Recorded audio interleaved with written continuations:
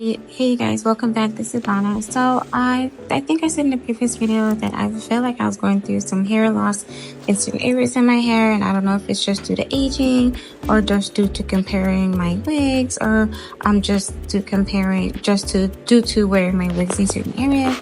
So I figured I'm going to use the anti-age hair restoration kit to actually restore my hair myself. So this is where I usually lay my hair behind the hairline. I've been wearing this hair Vivi wig behind my hairline with the combs in it, and then I haven't had good practices where I take it out overnight. So I think that's definitely what's contributed to it with the pulling and stuff. So this is what I'm going to use. This is really known to stimulate dormant hair cells, and you can just use this topically like a minoxidil where you just put it on top of the scalp, or you can roll it into the scalp with like a microneedle pen, or you can actually just inject it into the scalp. I'm just going to inject it into the scalp so I can get the best I would say results possible. And I did add a little bit of lidocaine just so that way I can ensure that this is more as tolerable as possible. I thought it was gonna be more painful, but it really wasn't. And I thought this topical numbing I put on my skin was gonna make a difference. It didn't make a difference at all. It was better for me just to do the injectable numbing and call it a day. So as you remember in my previous videos, I had the K-tip installed in my hair. But I've noticed as time goes on, the K-tips just shed a lot. So I just been starting to take down the K-tips, but you can see my hairline is really sparse, and it looks really full when I have my hair curly. But as time goes on, it just looks really sparse and just really thin altogether. So I'm just going to go ahead and do little tiny intradermal blebs into my scalp to stimulate that hair follicles, you know what I mean?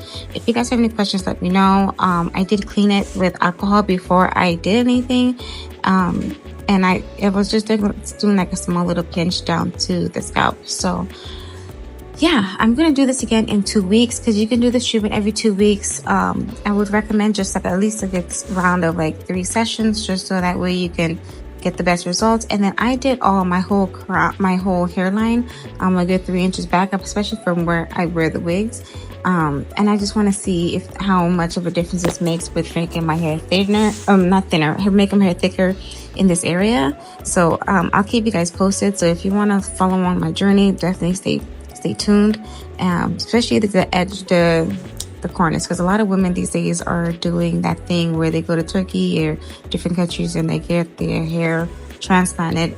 So it'll be good to just see how much this actually does to fix that. So yeah, it actually was way less painful than I thought. And then usually I just leave the serum into the hair overnight, just so that way it has better chance of absorbing, and just call it a day. So I ended up as I mentioned, starting to take out these keratin tips, and then I've started to feel a little bit bald. So please don't hate me, because I did take my lace front wig and I turned it into a headband wig so that I can wear it. And then so you'll see in one of the next videos that I was at work treating one of my clients' blood pressure, and then so I started cutting it because it was really shedding a lot. So at this point I started just wearing my own natural hair out a little bit with the shorter keratin tip hair.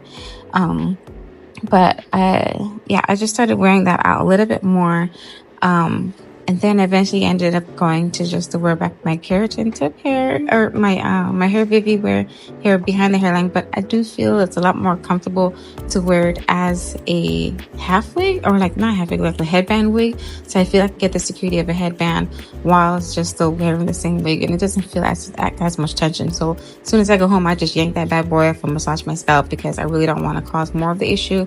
So I'm just always massaging my scalp now. I'm using rosemary oil, batana oil, all the good oils as possible. So nutrition and exercise is really good for your hair growth as well. So I'm really trying to work on make sure I'm eating really good, as well as exercising and bringing blood circulation to my scalp.